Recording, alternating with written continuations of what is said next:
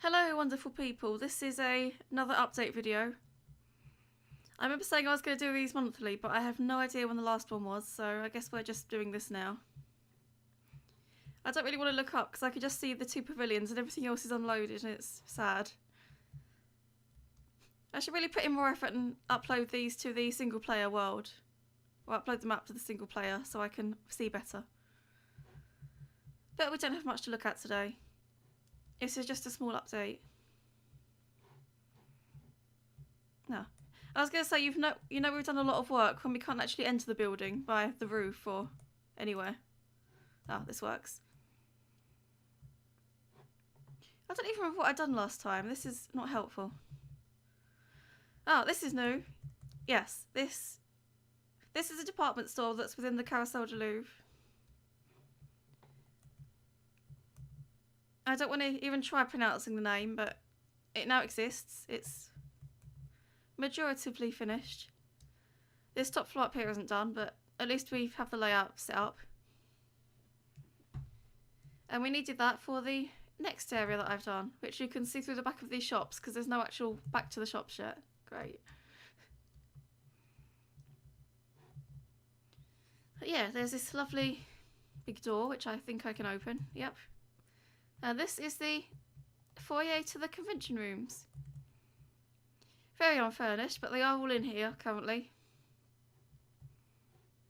This is two of them. They've got screens on either side and dividers, if I can. Oops. Why do I try and do this without seeing what I'm doing? But yeah, that happens on the other side as well, so you can divide it off into whichever department or compartment you need. And yeah, the reason we've done this oh god, it's not even late. I don't know what's wrong. I probably haven't done this often enough to remember what I'm doing. Yeah, the reason we've done this department store is because this centre of this walkway here had to line up with the centre of this department store, which was itself based on measurements from the other side, the shops from the other side. So that was this is an interesting piece of mathematics. That's all this is.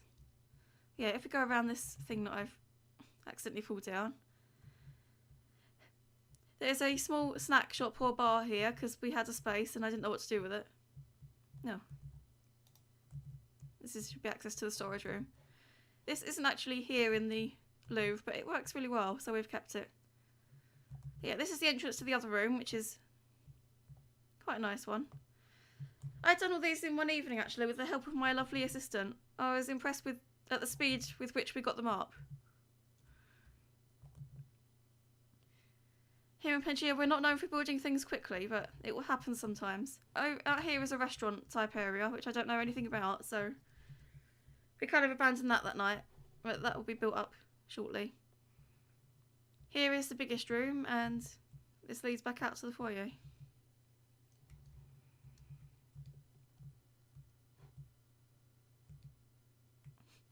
I love this. I'm probably going to put one-way glass here so I can spy on whatever's going on below. But yeah, this is the ceiling area for this. I'll probably put lights or whatever up here. Or secret rooms. Anything that could be interesting. This, I believe, doesn't go very far, just to... I don't even know what's down there, but I'm sure we'll be managed to put something down there. I have no idea. Yeah, this wall here is a continuation of the wall that goes on down there. And this wall that's on the other side is a continuation of the wall that lays all the way across here, so it wasn't that hard to put together. You know, when this axis here is centred on the middle part down there, and these walls are centred on the walls that already exist, it was quite easy to put up. I think that's the only time we build stuff quickly, is when we can build it mathematically instead of worrying about how it looks. We just put it together how it's meant to be together. Obviously this big hole is still here, which is kind of impressive. I don't think I'm ever going to fill that in. Apart from that, not a lot has been done down here. Yeah, after I put the windows in, I was kind of done. Oh, I also worked a bit on the lighting, which is not what you see in the ceiling. That doesn't work at all. All the lighting from this area is under the floor. Hang on. It would help if I could get some not night vision. Normal vision.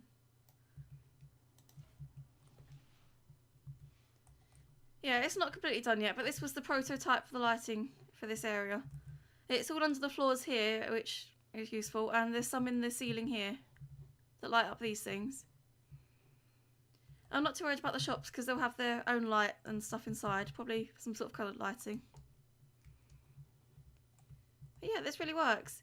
This works so well that I just copied this entire lighting strip under the floor to the other side and it fits perfectly. It even lines up with this staircase.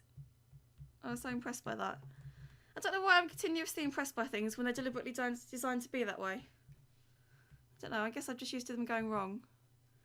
Right, conveniently we can escape out of this hole. And I can go to the other thing that's been worked on, which was an absolute nightmare. I hated it. It was the most terrible thing to ever happen in the realm of Pangaea. And that was putting in this road that goes underneath this part of the gardens and out the other side. Alright, let's look on the map for a second. In the original Louvre, these are opposite each other. And I guess the road does curve because the Louvre isn't square, but ideally in our situation we didn't want it to curve, or we wanted to minimise the amount of curving. I need night vision now.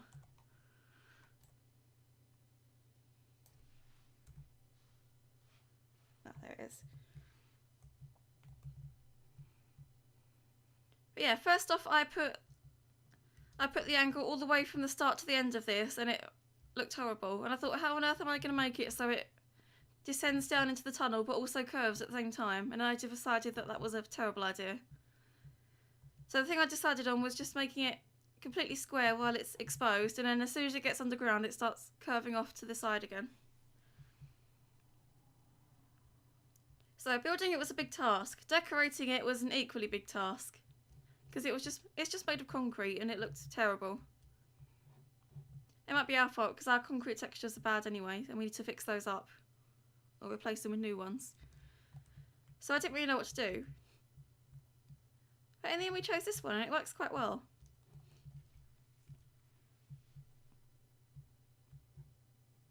I don't think it would because I kind of like bland textures. If you haven't noticed, most of the things are textured quite boringly. And as soon as I saw this I thought, no, that's going to be terrible. But it works really well, I love it.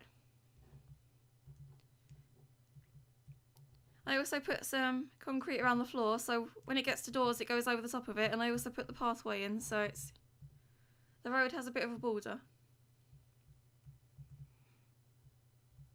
I had to cheat on these corners as well because we couldn't have it, because this is a block and these are slabs and you can't have diagonal slabs. I had to make these little arrangements to cover the bottom. I think it's cute.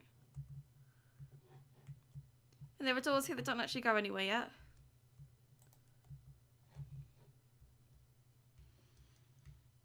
And then it's going to be the next fun part, where this road splits into 3 different areas. The one on the left here goes down into the lower car park for bus parking and that sort of thing. The middle one goes up a bit into the car park for normal parking, and this one actually goes down to the convention rooms. It ends somewhere right around down here for the access for fire engines and stuff if there's a fire. Basically emergency access. So yeah, they're going to be fun to put in, and after doing all the work on that bit of road I have decided to give that a bit of a break. And this red line here is the centre of the Louvre that's been carried on all the way from the Napoleon Hall.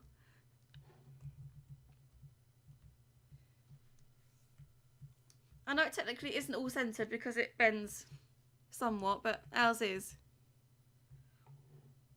And it's very helpful for lining things up. So let's get out of here for a minute. Oh yeah, the chicken apocalypse is slowly returning because I've gone past the boundaries of the original area. So yeah, another thing that I hated about this is that the line here to descend into the rest of the gardens is perfectly straight. And it was difficult to do that with the roads being at so far apart. Like, it doesn't work like this in the real Louvre, but we've got this one here and this one here, and then a straight line that covers both of those areas. But I thought that isn't going to work, so I just added a lot more space on this side and just cut this area off flat. So we've got more space here than we should have, really. Same on this side. Technically this road should go cut right through here, through this bit of path, but I've moved quite a few things around to reduce the angle that this road would have to be at. And I think I made it functional. It feels functional at least. And I actually quite like its atmosphere. I haven't done the lighting in there yet, but we will see how that goes. And these are placeholders for the ramps. I don't think I'm going to keep these, because if you fly a certain distance away, they just disappear and it ruins the look of everything. Like, you can't have coloured ramps and have them suddenly disappear.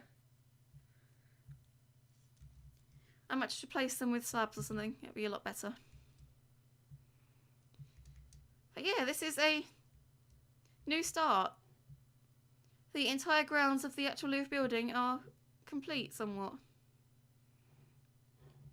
And under here is still hollow.